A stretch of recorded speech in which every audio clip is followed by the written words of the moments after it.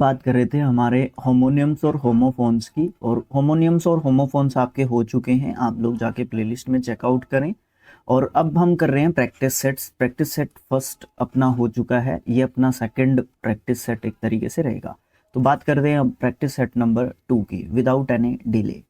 देखो यहाँ पे डायरेक्शन है, सेम डायरेक्शन रहेगा जैसा कि फर्स्ट में दिया गया था। 1 से 10 तक क्वेश्चन है, सेलेक्ट करो मोस्ट अप्रोप्रिएट होमोनियम या होमोफोन को, ठीक है, जो कि फिल करना होगा हमें ब्लैंक के अंदर। I will just dash some figures for comparison. मतलब क्या है कि मैंने है ना तुलना के लिए कुछ जो आंकड़े हैं ना वो एक तरीके से क्या किए, कंप्रेशन एक तरीके से उनका किया, मतलब लिए मैंने वो जो है आंकड़े कहीं से, ठीक है। तो आई विल जस्ट डैश, यानी कि विल है यहाँ पे, तो यहाँ पे वर्ब की फर्स्ट फॉर्म आनी चाहिए। CETE ये तो कोई वर्ड ही नहीं होता, ठीक है। साइट, ये जो साइट होता है ये क्या होता है, उद्धरण लेना या उदाहरण लेना, ये सब जो है आप एक तरीके से बोल सकते हो एक वर्ब के रूप में। साइटेड, साइटेड इसका सेकंड एंड थर्ड फॉर्म होता है। ये साइट आपका नाउन होता है, इट मीन्स ये आंसर भी नहीं हो सकता, और नाउन होता है इसका मतलब होता है दृश्य या फिर जो सीन होता है उसको हम जो है साइट बोलते हैं। ये साइट जो है क्या होता है, ये साइट हम प्लेस को बोलते हैं या स्थान को, एक तरीके से आप ये साइट बोलोगे, ठीक है।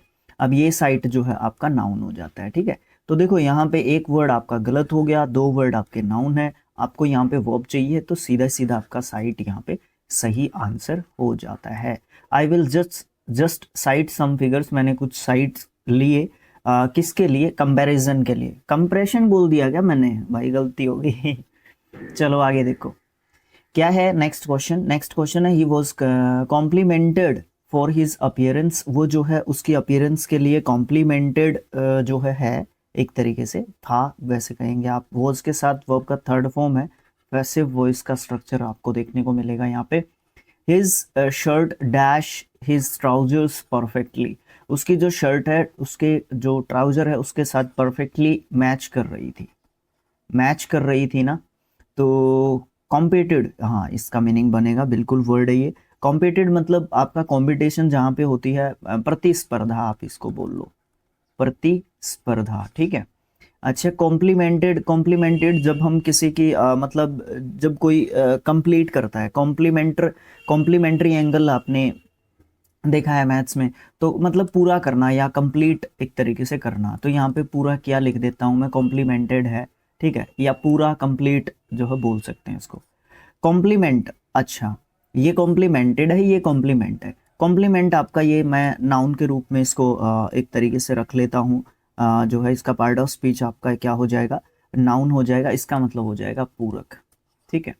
उसके बाद कमेंटेड, कमेंटेड मतलब नाउन के रूप में, वैसे मैं इसको नहीं, एडजेक्टिव के रूप में मुझे इसको रखना होगा, और इसका मतलब क्या होगा, टिप्पणी की या टिप्पणी करी, किसी के ऊपर कोई कमेंट किया, ठीक है, ओके, ये बोल सकते हैं हम लोग।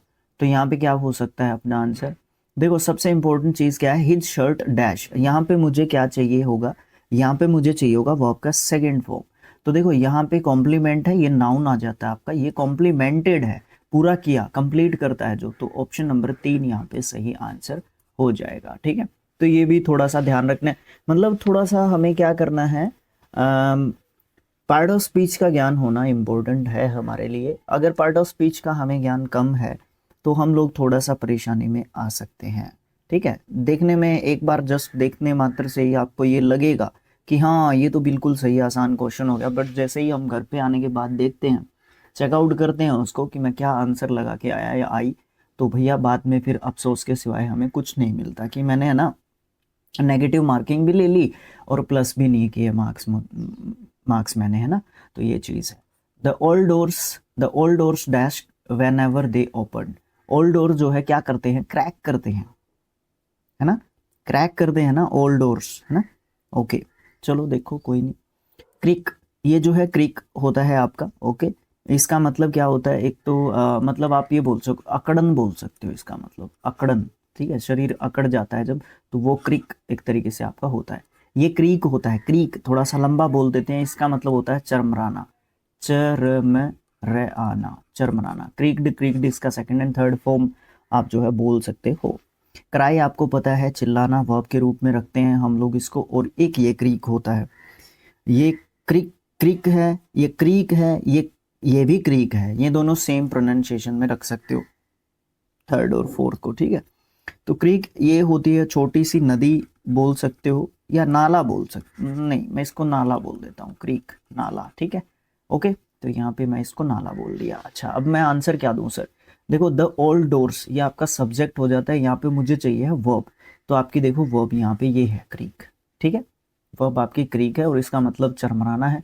तो डोर जो है पुराने वो चरमराते हैं, थोड़ी सी आवाज़ एक तरीके से उनमें से आती है, उसको चरमराना आप कह दोगे, ठीक है। जब उनको ओपन करते हैं वो लोग तो वो चरमराते हैं।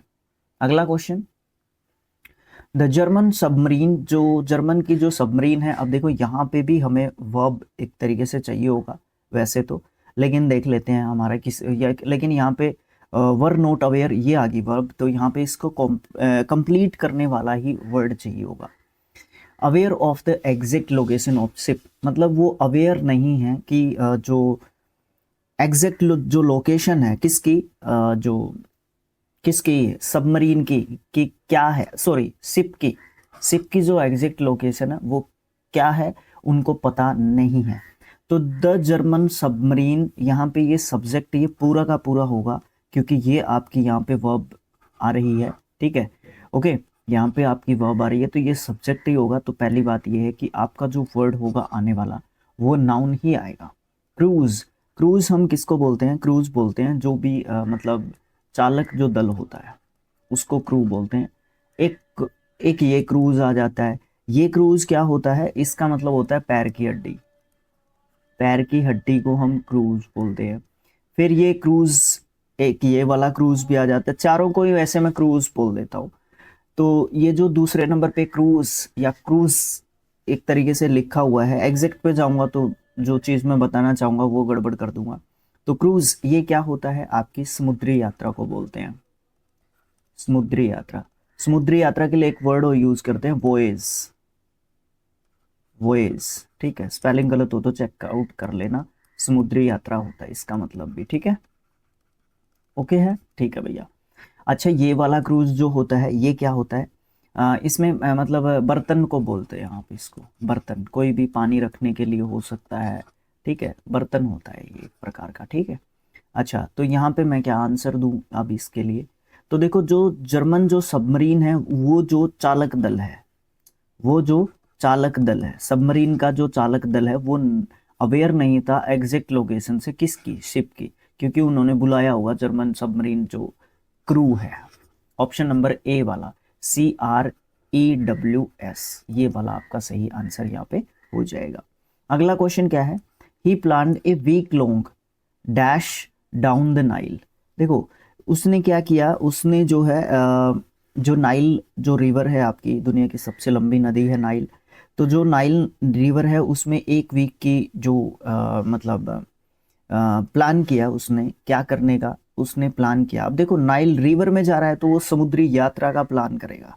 समुद्री यात्रा किसको बोलते हैं? क्रूज को आप समुद्री यात्रा एक तरीके से बोलते हो, जो कि आपका ऑप्शन नंबर ए में यहाँ पे लिखा हुआ है। पीछे हम इसको यहाँ पे ऑप्शन नंबर 2 में डिफाइन कर चुके हैं, ये वाले क्रू को, ये वाले क्रू को, ये वाले चारों ऑप्शंस वही है बट आगे पीछे आपके लिखे हुए हैं, ठीक है। ओके, अगला क्वेश्चन क्या है भैया? अगला क्वेश्चन आता है the villagers kept the dash out and to collect the river water. मतलब क्या है इस बात का? इस बात का ये है कि जो विलेजर्स थे, जो गांव वाले थे, उन्होंने क्या किया हुआ था, क्या किया हुआ था भाई? उन्होंने रेन वाटर को कलेक्ट किया हुआ था और यहाँ पे कुछ आना है।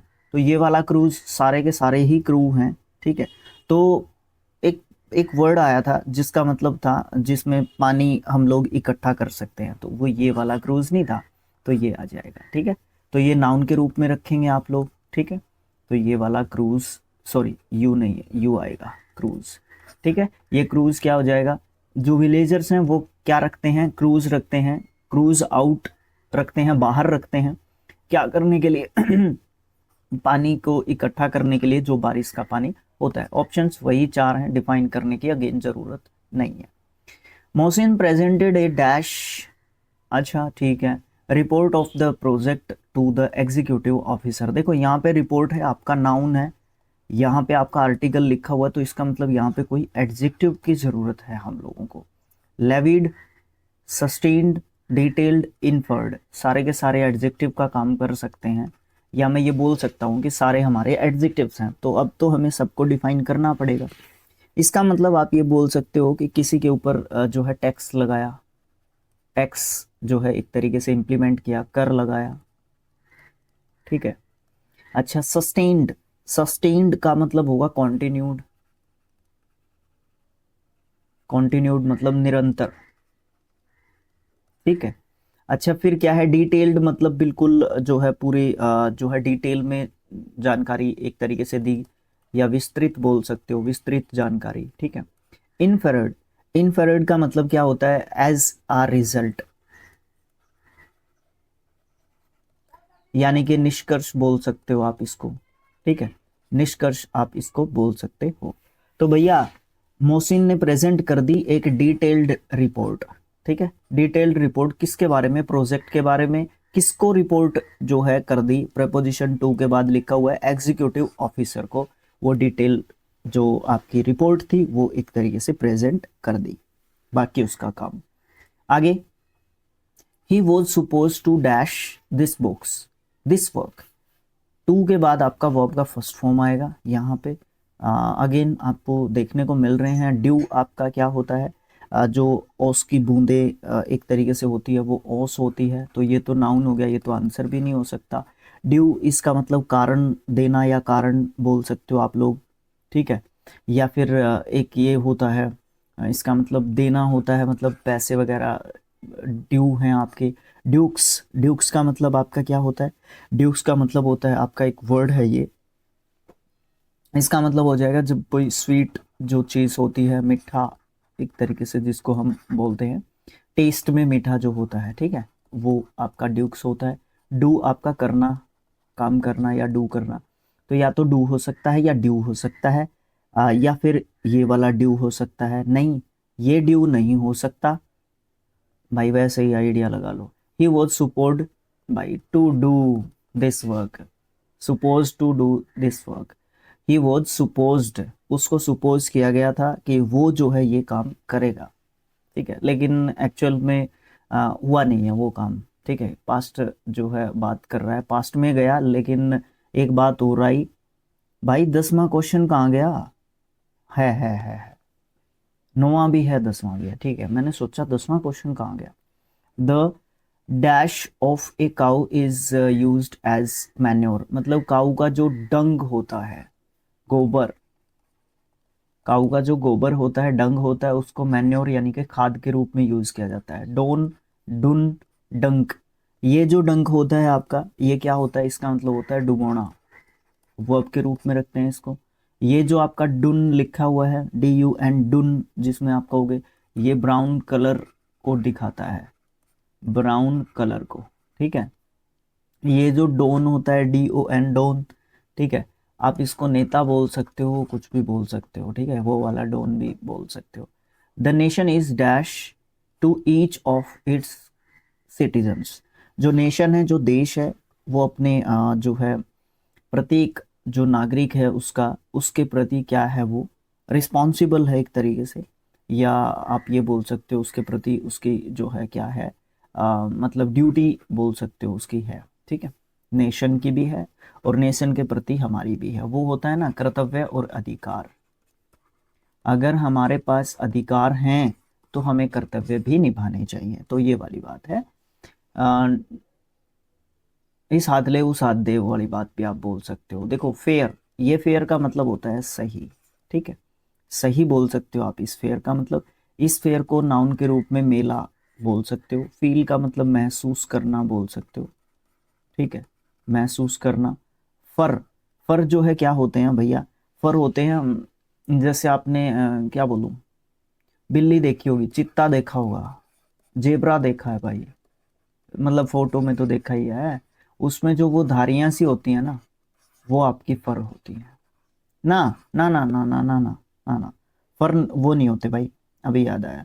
फर पता है क्या होते हैं, आपने गाय देखी है, ठीक है, उसका जो ये मान लो ये हमारी गाय की गर्दन है, यहाँ पे जो होता है वो मुलायम मुलायम सा वो फर होता है, ठीक है, ये आपका फर होता है, ये ध्यान रखना, ठीक है। ओके, उनको स्ट्राइप्स बोलते हैं। जो मैं ये कह रहा, हाँ अभी याद आया ना, अच्छे तरीके से सही टाइम पे सही वर्ड याद आया। स्ट्राइप्स बोलते हैं हम उनको, स्ट्राइप्स, धारियाँ बोल सकते हो, पट्टी बोल सकते हो, इस तरीके की चीज़ें होती हैं। स्ट्राइप्स का अलग अलग अलग जगह पे अलग अलग मतलब आपको देखने को मिल जाता है।